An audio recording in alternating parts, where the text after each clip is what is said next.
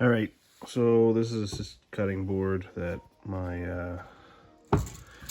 one of my family members, who shall remain nameless, set on the stove at one point. So I'm going to resurface it, and then I'm going to actually put a pattern on it. I think I'm gonna make it. It looks kind of like a piano. It's I got the inspiration, or I'm actually basically copying Owl Woodworks, I believe. Hopefully I'll remember to clip a video of his post that I saw. Anyway, so far I just got it marked out.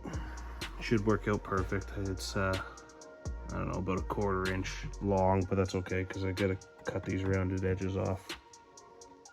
So I'm gonna basically triple the thickness, and then I'm gonna have a pattern on it. Well, I guess maybe not triple, because I'll probably have to get rid of that, but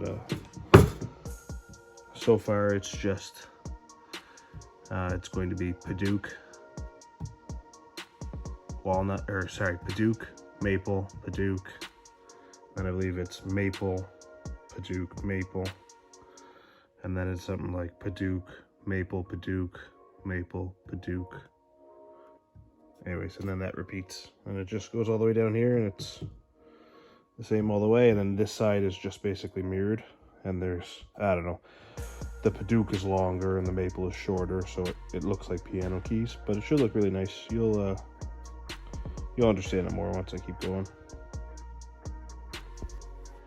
Anyway, so yeah, this is, like I said, the wood I'm going to be using. So I'm going to be using some Padauk. It gets really nice and red when you soak it in mineral oil. And some maple. It's bird's eye maple, which is ridiculous because it was cheaper to buy bird's eye maple than it was just to buy straight grain maple. And then the Wenge, because I'm going to do like breadboard ends. And you also need it for a couple inlay pieces in the middle. Pro tip, make sure your face first. This stuff is extra bad. And it's colorful. So just cut out 4 strips of 10 inches. That'll go right there.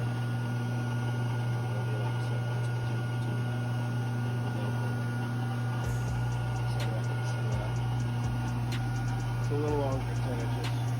It's not quite square. That's my fault. This is so thing. It's not gonna. Anyways, should be fine. So I cut that up. Now I'm going to cut them into 3/4 strips. I'll do the same for the maple. Alright, forgive me, I got a gas mask on if I sound, or a dust mask on if I sound weird. So what I did is I set the depth of cut to 3/4, or the width.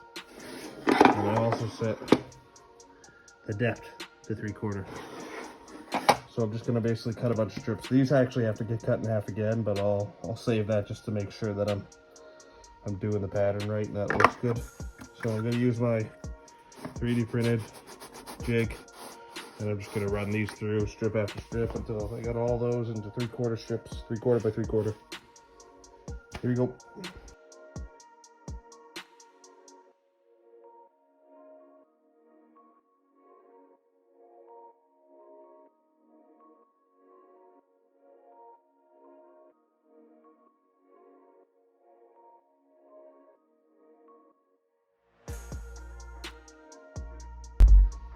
There's some other intricacies, like the this is actually going to be Wenge, or Wenge, however you want to say it,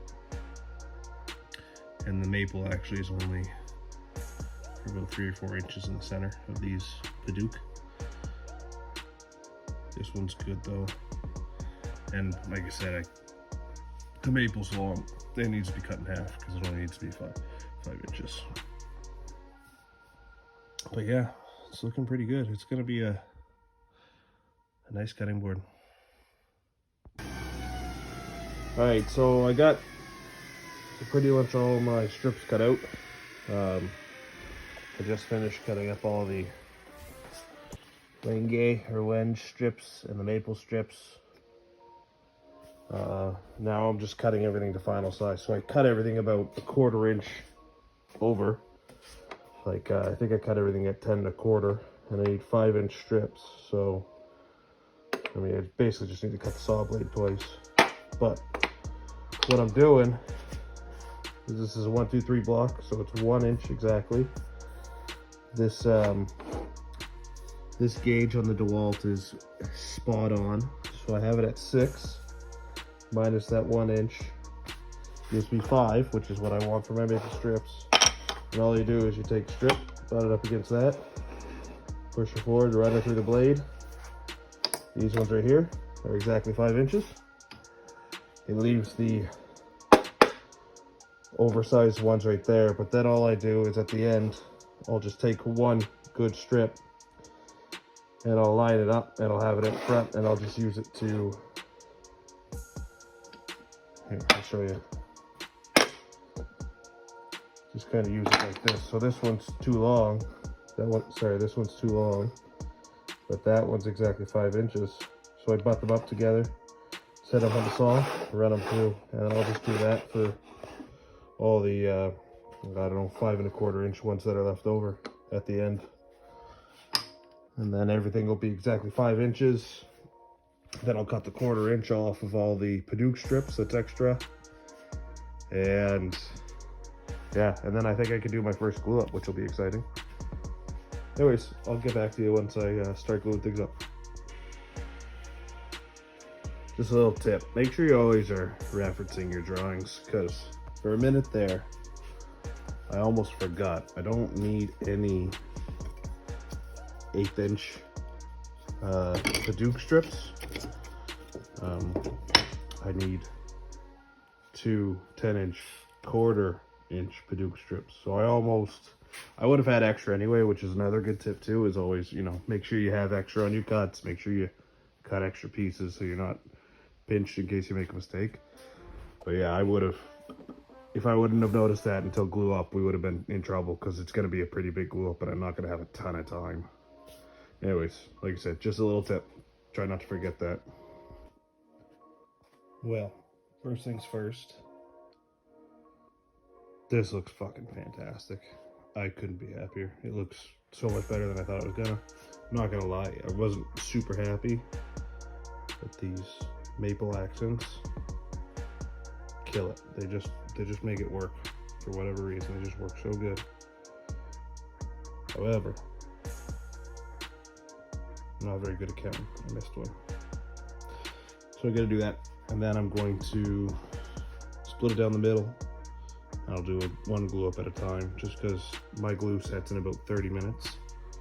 And this is gonna be a close 30 minutes, I think. So I'll get back to you maybe once I'm done the first half. All right, like I said, I'm doing 2 glue ups because I don't trust myself to get it done all in one. So my setup, oh, and that way you can fit through the planer instead of not fitting through the planer. Anyways, so yeah, the setup is, I'm gonna lay the strips down, glue line up there, lay the strips down, glue line up there, blah blah blah, etc etc. It's gonna be on this board, which is a little smaller than my cutting board, which will be perfect because that way I'll be able to get a squeeze on it. I'm gonna coat this in wax paper too, so nothing sticks. And then once I get to that break, I'll stop, I'll push everything over, I'll put a little clamp on it just to keep it together, and then I'll start obviously doing this side, so I'll leave no glue right here. That way I'll just be able to keep going. Yeah, we'll see how it works. Alrighty, so that nightmare is over. Took about, it took about 30 minutes, which is the open time of that glue, so it was close, but I think I got it done. Anyways, you can see it's not even that dry on this particle board yet, so I think we'll be okay. So all I did is like I said, there's wax paper over the bottom cutting board, the core. Then I did this section. I laid down another piece of wax paper, did this section, and then I put these clamps on, which actually, by the way, they're just Princess Auto clamps, 30 bucks Canadian, I think I paid for them when they were on sale. And they're no like professional grade parallels, but they did the job great. I have no complaints about them at all. So I put those on, gave it a good squeeze, got it all kind of in line. Then I put these cauls on the side just to get everything square, so that when you look at the board, there's not difference in the height of the different cuts of the different sections of pattern. So once I got it all squared up, and then I went around and I tapped it down with a rubber mallet and a thin piece of board just to try and make sure everything was level. Then I went and got these weights. I put that on top. And then I came back and loosened everything so that could kind of settle it. And once that was done and the weights were on, I came back and I tightened up the sides so you can get everything super square again with pressure, keeping it flat against the cutting board below it. And then I came back and I gave these one final tighten just to make sure everything's smooth. So this pattern cutting board was about 1.5 inches bigger when I set it up before I squeezed it, and now it's maybe 1/2 inch. So we got about 1 inch of compression, squeezed all the glue and all like the, I don't know, like the bows and the wood and stuff. So that's actually pretty impressive. That means there's a good amount. Everything feels pretty smooth. There's about, I don't know, in a couple of places there's maybe a 1/16 of an inch of a gap, but that's okay. We'll fix it. Like right here, actually, it feels a little low, but it's not a big deal. That's why I put it in 2, so I can plane them both to exactly the same thickness. And I actually also didn't put those 3 center splines or pattern inside, because I figured having such a thin piece so close to an edge, especially if I put it through the planer, it's just asking to be torn up and beat to shit. So I didn't even bother.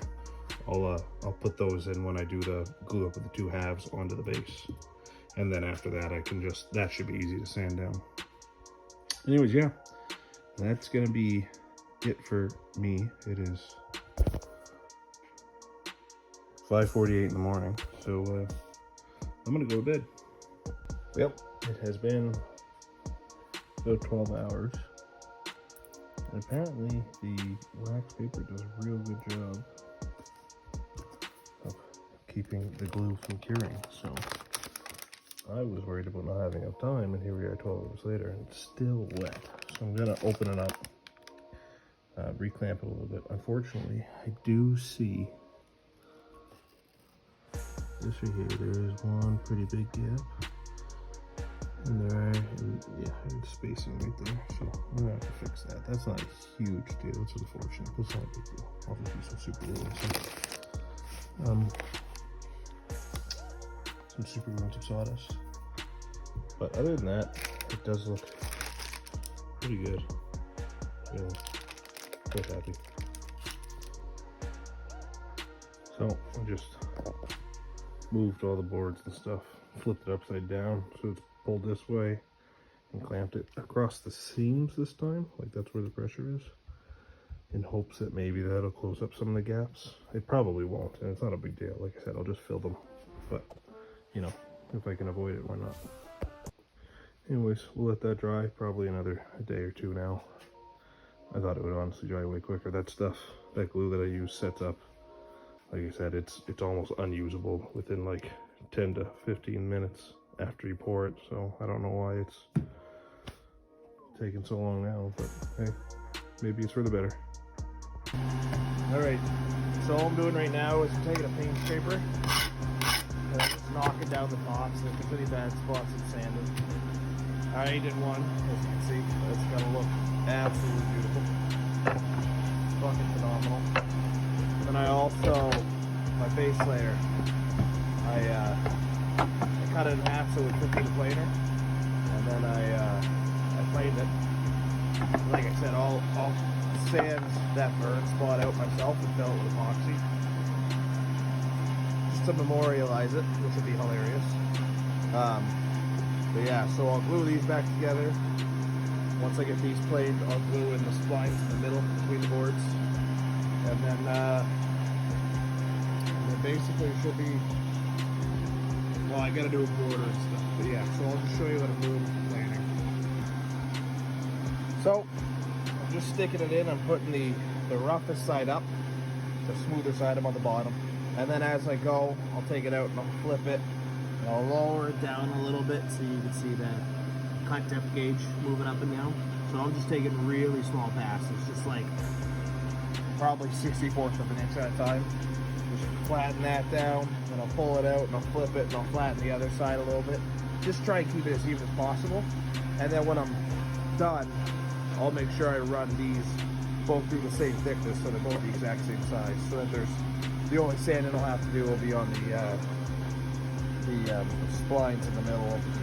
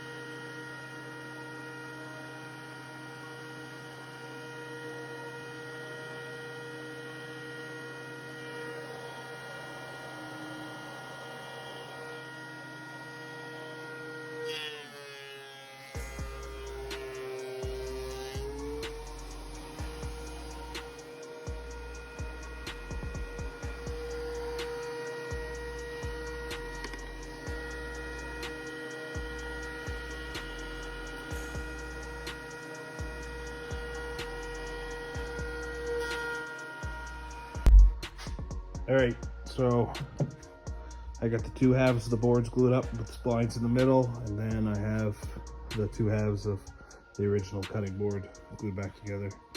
So after this is done, the next step is I'll slather them in glue and I'll stick them together, and then we'll trim the edges, add a profile and round, and then we'll fill some holes, probably, because there are a few, like there's little gaps like that. I'll just cut a thin little piece of Padauk and smash it in there with some glue. Once I sand it down, you'll never be able to see it. Board's beautiful. The planer works amazing. I know everyone knows, but like this thing is phenomenal. That finished pass really does make a difference. It makes it a lot easier through hardwood. Doesn't chip at all. This is the side.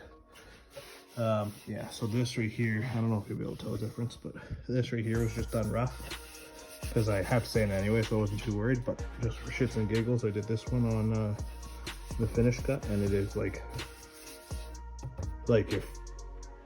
if your board could fit through there, like it was under 13 inches, you wouldn't even have to sand that. You could finish that right now. It's beautiful. It's glass smooth. You can actually even see some of the curl in that old maple board, which is wild. Anyways, I'll see you again tomorrow for the next time. So just a little glue up trick if you're lazy and don't want to use clamps, or it's small and the clamps don't really fit that well. I'm gonna use my wood glue, obviously. I'm gonna dab super glue in the middle and the ends, and then I'll spray some activator onto the board. I'll push it in, and once I get it all nice and tight, it shouldn't, or the super glue should set up fast enough that I don't have to worry about clamps or anything, and then that'll give the wood glue time to harden and dry. Not the strongest necessarily, but it should be good enough, because this is just a filler, and then it's going to get another edge. This is just to fill this gap, so I don't have to cut off the edges and make everything uneven. So yeah, like I was saying, you can see where I have my super glue dots. I'm sorry I didn't show you, but I don't have a tripod and it's hard to do with, well, it'd be impossible to do with one hand. You really have to be quick. You gotta apply pressure right where you have your super glue and your activator real quick. And then, as you can see, even with no clamps or anything on, it's holding down the strips and it pushes out all the glue, which is perfect. I'll do a little cleanup. And then come tomorrow, we'll trim this off. We'll trim the board square, make everything nice and perfect so we can put our edging on, which will be, I believe it'll be maple and then the Wenge. I just have to actually get that ready to put on. But yeah, it should look really, really good. At least I hope so. Okay, no promises this is gonna work because I just thought about it and I'm just gonna try it. But what I did is I super glued tacked the outside of these so that they're not gonna slide around. I don't know how well it's gonna work, so I'll let you know. I've never seen that before. But because I'm gonna cut off this anyway. So that way I have full wood glue. I don't have to worry about any super glue, even though it is strong. Like it'll just be a full wood glue joint the whole way. And then I'm gonna put some weights on here and hopefully get some good squeeze out, and yeah, it should work great. Yeah, so I just did 3 tack, almost like a tack weld, really. We'll see how it works out because I'm just gonna trim off the edges anyway, cut these down to whatever thickness the board is when I'm done cleaning it up. All right, I'll let you know. Looks like it's working. Again, we'll see. But there's some squeeze out. I was pretty skimpy on the glue. Not gonna fail because of it, but gotta cut off the edges anyway so I can trim it down. So I'm not too worried about it. And again, when I go to glue this all up, it's gonna get a pretty big clamp. All right. Okay, this is gonna be a little experiment. I made a super glue ring so I can keep in a puddle of mineral oil. And I'm going to soak the mineral oil, or soak the board with mineral oil before I put on this Osmo hard wax oil. Because I heard this is really good and it's food safe and it's supposed to be way more durable than mineral oil. You don't have to refinish it every, you know, couple of months or whatever. But I'm curious if I can soak the board first, get that really nice rich mineral oil color, and then apply the hard wax over top of it. So I'm gonna let that soak for a couple of hours and then I'll come back and I'll apply the Osmo just to bare wood, and then I'll apply it to over top of the mineral oil and I'll compare, see if there's any change or see if I like one better, or even if this works, I guess. All right, so now what I'm doing is I just I took it over to the table saw and I flushed up all the edges, all sides, squared everything up so everything's nice and perfect now. And what I'm doing is I'm just taking down this lip because I made that oversized and I'm planing it down. So when you're planing, having one of these, if you don't have like a Moxon vise or something, having one of these is, I mean, almost as good, because you have to move your whole workbench for you to move this piece. As you can see, it's very good. When you're planing, I know it can be intimidating. It can seem like a lot. It can seem like, oh, I don't know what to do, but honestly, not bad. You don't always have to do super long strokes. Sometimes you can do spot strokes if an area seems high. You can just go like that and work it down. And then, honestly, your best friend is your sense of touch. You know what I mean? You might not think that you have the ability to tell when something's flat, but your fingers are very sensitive, and you can also like raise it until the light. Check. See, like I know that this is beautiful, except for right here, but I'm gonna plane that down with this strip anyway, so it's okay. And then everything else is already done. Like this side is already flush because I started right here and went around.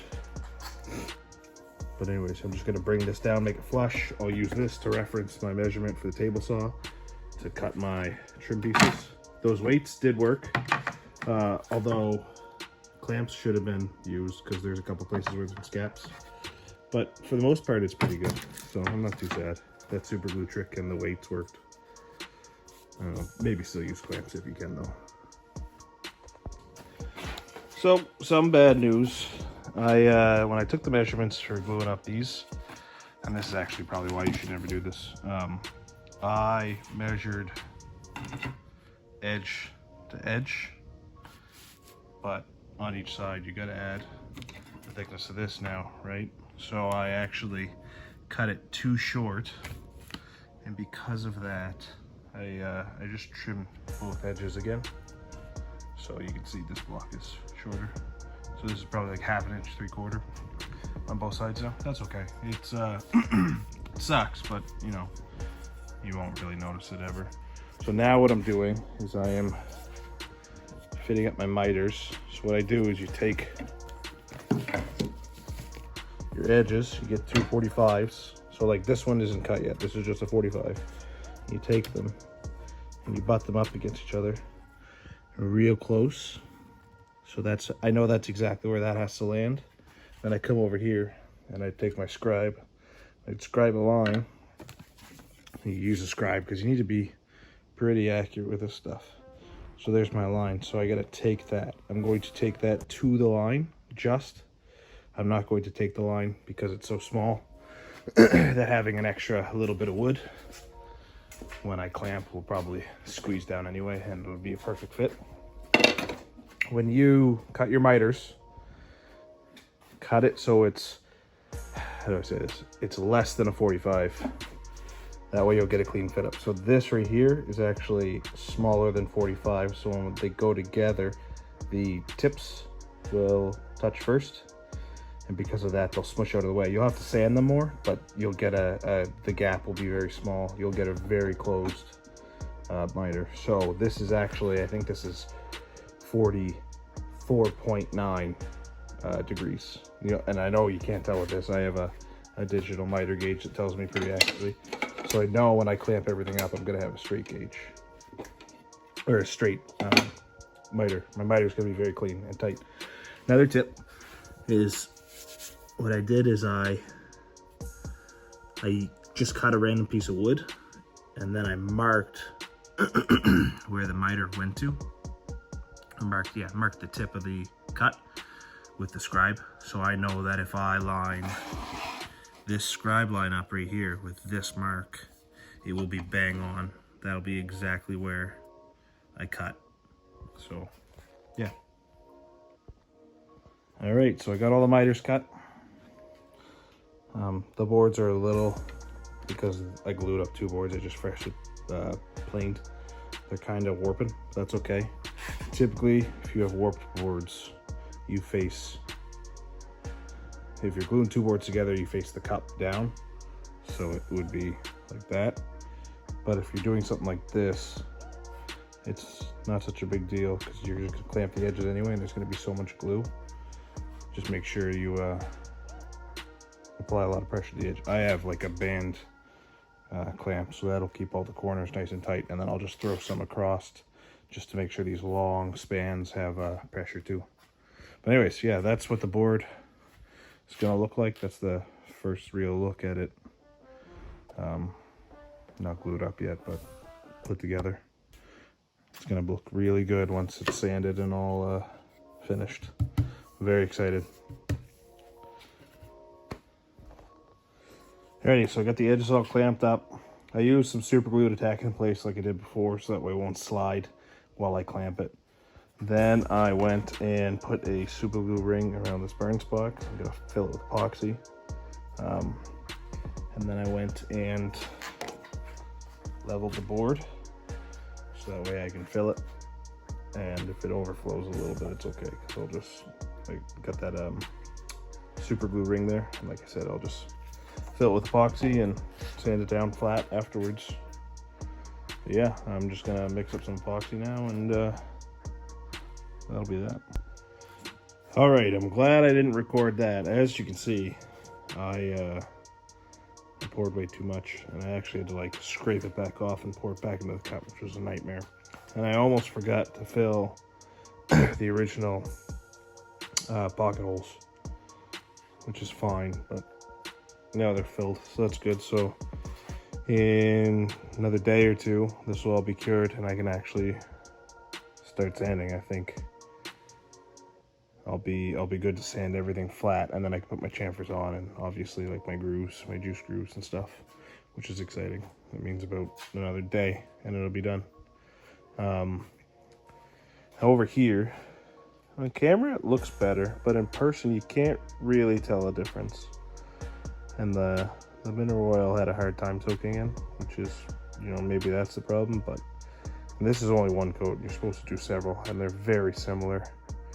So I don't think it's worth soaking it in mineral oil before you just do that. I think that'll be fine, which is great. I'm really happy with that. It looks really good. We'll see how it looks on the board, but for now, I'm satisfied.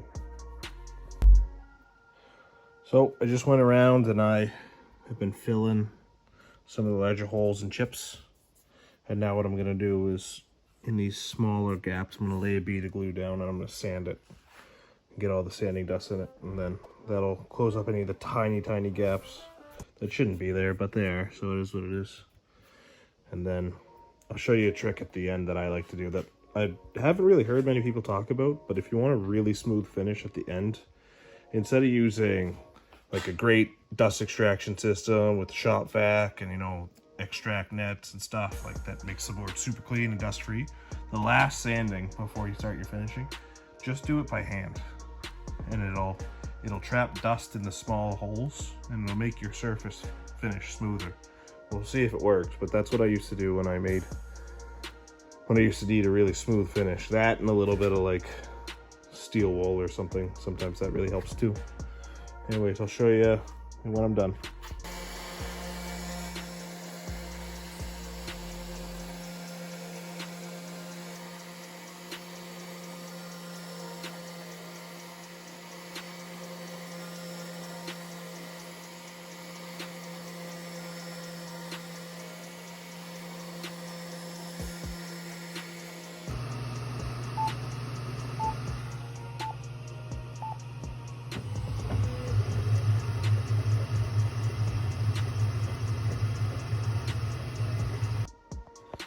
Okay, just a little tip that I've never seen anyone say, but it should be good.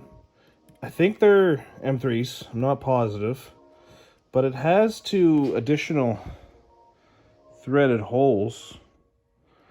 And if you had pins, it would be really convenient because you could just screw a pin and you wouldn't have to do this. But all I did is I just got a piece of hardwood scrap, drilled some holes through it and countersunk them.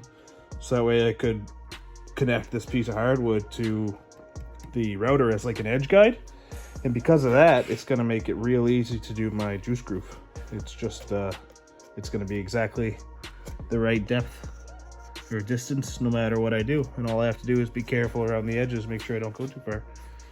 So I'll end up making some pins, some M3 pins, just some stainless steel with maybe like a Phillips or a slot on the top so you can tighten them. But that's great. I never knew about that. Alrighty, so I just finished those engravings. One's my logo, and the other one is just a joke about the burn, just says fire survivor.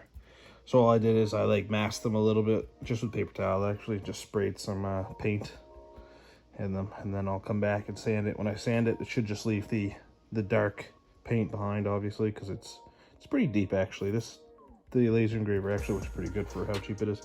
All I do before that is I just take a toothbrush and I brush out all the ash in the engraving, so I don't have to worry about the paint flaking off or anything. If you put down masking tape before you do this, when you hit it with a laser engraver, it'll cut through the masking tape. It'll still go pretty deep. Won't be as deep, but it should be almost the same, really. And then you actually don't have to mask it, and you can just spray it and then peel off the masking tape when it's dry, and you won't have any overspray. I just still have to sand, so I'm not too worried about that yet, but just a little tip in case you ever want to do it. I'm sure there's a reason people don't do something like that. All I did is I added spacers until I got the right cut. So the first spacer was for the juice groove, and the second spacer was to get the handles in a better spot. As you can see, it worked pretty good. Like, there's going to be some sanding, obviously. You know, I'm just hand routing without a box. Like right there, I didn't quite get far enough. Just a little sandpaper, but like, it did surprisingly well. I'm very impressed. Just for this little gimmick. Okay, so got a little carried away last night. I did a lot more work than I showed, I think. So I've done all of my juice grooves and my handles. Everything sanded to, I want to say 240. And I've water popped the grain twice, washed it down. Because I'm trying to get all this Padauk dust. The Padauk really discolors the maple. So you really have to keep it clean. I'm gonna take it back down to I think either a 180 or 200 finish for the first coat, and then I'll bring it back up after the first coat to 240 again after the first coat. Just want a lot of it soaking. I like this Padauk is more orange than I would like. I think it should turn red, but the more of that hard wax it soaks in, I think the richer the color will be, and it'll just look really nice in the end. I still have to do a couple cleanups. Like there's these little burn marks. I have to get some Scotch-Brite or something. But other than that, it's basically ready to go. And then I know I got carried away and didn't really show much, but don't worry, I'll make sure I show you the first coat reveal. I want to be very clear. I'm not recommending you do this. But if you're someone like me who doesn't really do ultimately cutting boards like this, is just kind of a one-off. Your jigs don't have to be expensive. So this is just a piece of cardboard with holes in it. I clamped it to a square. All I do is I line that up with the corner, and then I pick this dot and I marked it with an awl, and there we go. That's my that's where I'm gonna drill the feet for my, well, the holes for my feet. It's that simple. It doesn't have to be crazy. You don't have to do anything super fancy. It's just, you know what I mean? Simple, effective. If you were making a ton of these, then it would make sense to make a permanent one. But like I said, I'm doing this and this only. Okay. Holes are drilled. The feet are standing by. After I get the first coat on, I'll put those feet in, then I'll flip it. So that way I can do both coats at the same time. Gonna shake this up. And I'll come back for the first application so you guys can watch.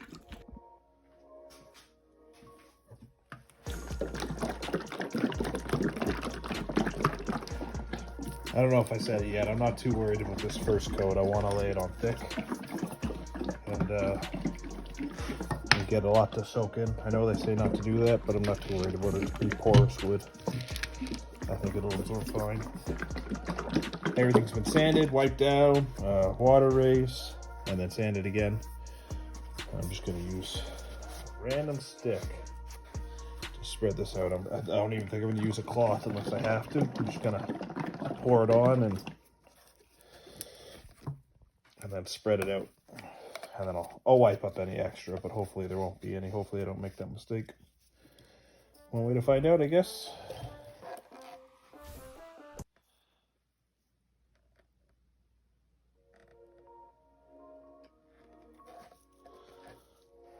Here we go.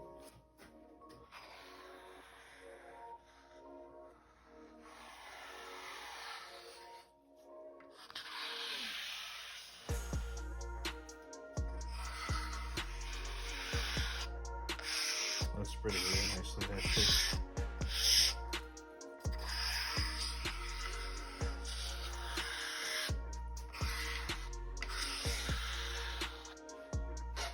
Just a warning, because I didn't know until just now, this stuff smells really strong.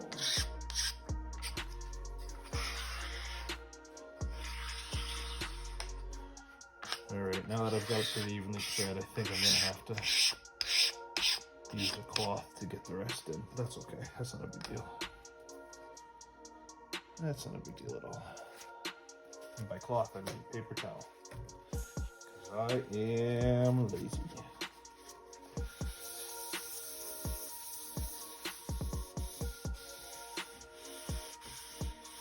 This isn't even the fun part yet. The other side's gonna be the real funness.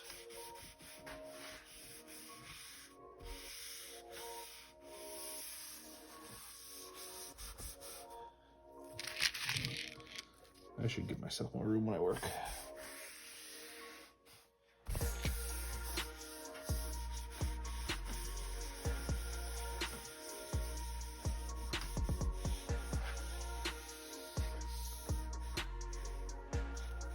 This logo sucked up a lot, which is okay.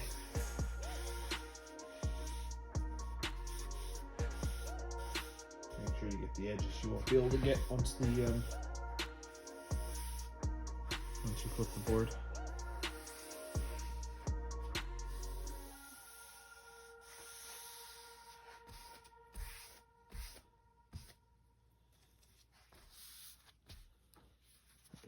Yeah.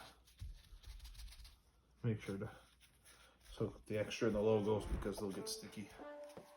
Not a big deal, but again, oh look, chip.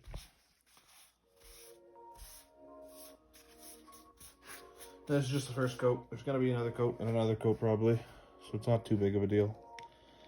All right, time to put in these screws.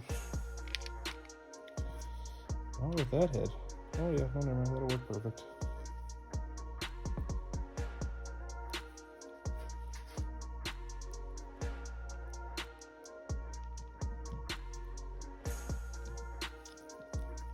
I can't actually see this one. Sorry. Sorry.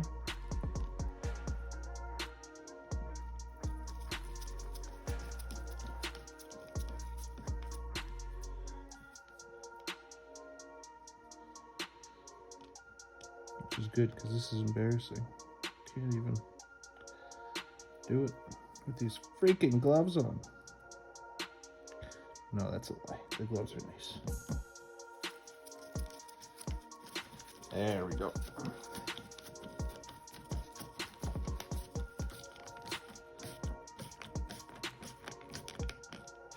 There's one.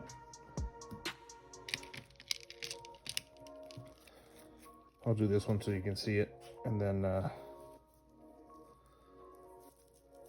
I'll cut the video, and I'll see you on the next side.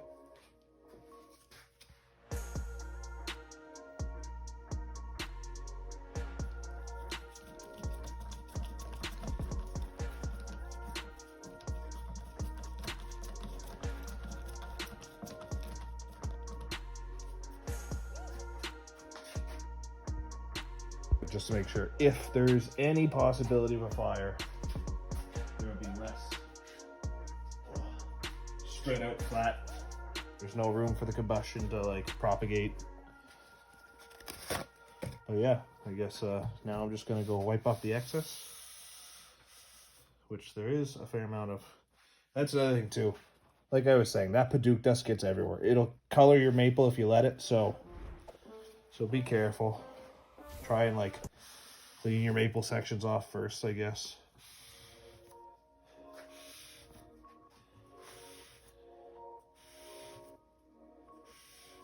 And afterwards, you can always come back and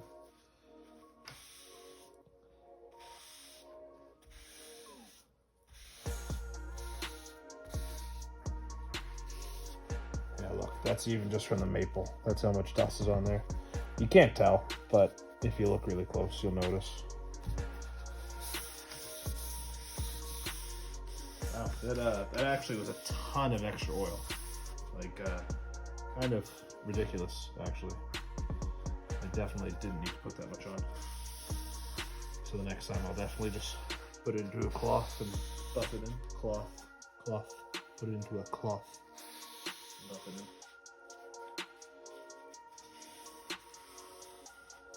Yep, wow, okay.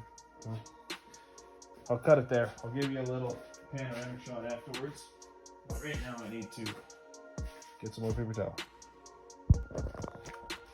Yeah, so like I said, even that tiny little bit of oil I spread on that board, and it went over the whole board, it still picked up that much afterwards. So this stuff is actually super efficient. It's expensive. I think that can was like $50, but you know what I mean? If it spreads that well, I don't think you're gonna have to worry about it. Anyways, that's what it's looking like right now.